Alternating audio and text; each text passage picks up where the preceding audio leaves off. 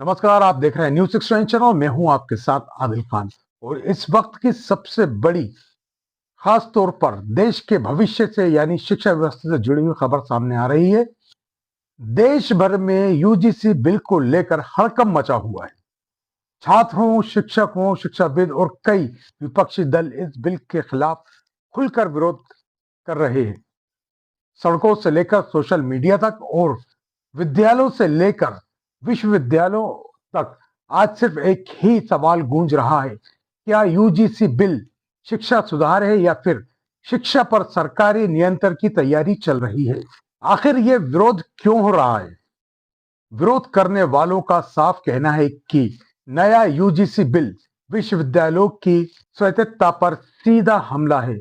उनका आरोप यह भी है कि अब यूनिवर्सिटी अपने फैसले खुद नहीं ले पाएगी।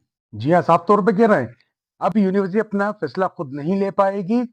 अहम निर्णय दिल्ली से तय किए जाएंगे। शिक्षा लोकतांत्रिक ढांचा कमजोर होगा। शिक्षा जगत का कहना है कि यूनिवर्सिटी कोई दफ्तर नहीं बल्कि विचार और शोध का केंद्र होती है, और अगर उस पर नियंत्रण बढ़ा तो रिसर्च, मानवाचार और आजादी प्रभावित होगी। आखिर क्या है शिक्षकों की चिंता की वजह? शिक्षक संगठनों का कहना है कि इस बिल के बाद प्रोफेसरों और लेक्चररों की भर्ती में सरकारी हस्तक्षेप बढ़ सकता है।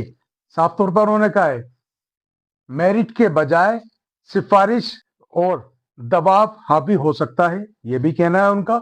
अकादमिक आजादी पर खतरा मंडरा रहा है, यह शिक्षकों का सीधा सीधा आरोप है। कई शिक्षकों का कहना है कि जो सवाल वो क्लासरूम में उठाते थे वो सवाल अब असंवैधानिक माने जा सकते हैं। यह भी एक बड़ा आरोप लगाया जा रहा है शिक्षकों के द्वारा। चलिए बात कर लेते हैं छात्रों की। आखिर क्या कारण है, छात्रों को किस चीज का डर सताए हुए? छात्रों की सबसे बड़ी चिंता जो है, उनकी फीस बढ़ने का डर उन्हें सबसे ज्यादा सता रहा है। वहीं शिक्षा के निजीकरण का खतरा भी उन्हें लग रहा है। छात्रों को, गरीब और मध्यम वर्ग के छात्रों का भविष्य भी खतरे में नजर आ रहा है। इस सारे मामले को लेकर छात्रों का कहना है कि अगर शिक्षा मुनाफे का जरिया बनी तो डिग्री सिर्फ उन्हीं को मिलेगी जो उसे खरीद सकेंगे। ये छात्रों का साफ तौर पर डर नजर आ रहा है, छात्रों का कहना भी है। अब बात कर लेते हैं राज्य सरकारों की। उन लोगों के क्या आरोप है? इस यूजीसी बिल को लेकर राज्य सरकारों की भी आपत्ति सामने आई है। राज्य सरकारों का मानना है कि शिक्षा कॉन्करेंट लिस्ट में होने के बावजूद केंद्र सरकार राज्यों के अधिकार सीमित कर रही है। यह सीधा आरोप राज्य सरकारों का भी सामने आया है। स्थानीय जरूरतों को भी नजरअंदाज किया जा सकता है। राज्यों का तर्क है कि तमिलनाडु, केरल, मध्य प्रदेश, बंगाल या बिहार, हर राज्य की शिक्षा जरूरतें अलग अलग हैं, फिर एक ही मॉडल सब पर कैसे थोपा जा सकता है? ये राज्य सरकारों ने अपने तर्क दिए हैं।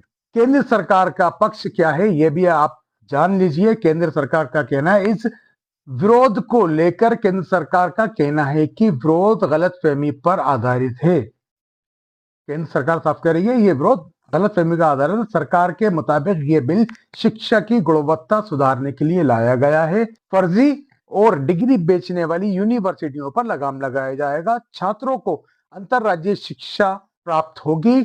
नई नीतियों को मजबूती मिलेगी। केंद्र सरकार का दावा तो यह भी है कि ये बिल छात्रों के हित में ही है।